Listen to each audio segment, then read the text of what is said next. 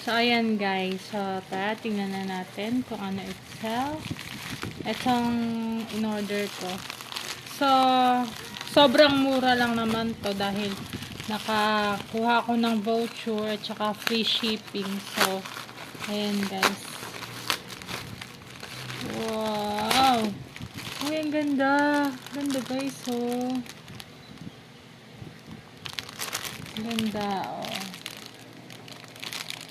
Talagang pinakang huling nabasa ko dun sa TikTok is full details is nasa airport pa to.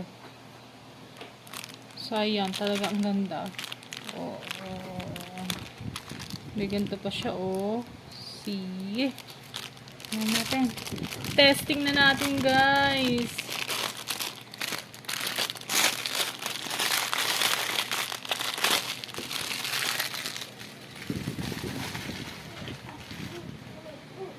Ayan, guys. Ang ganda.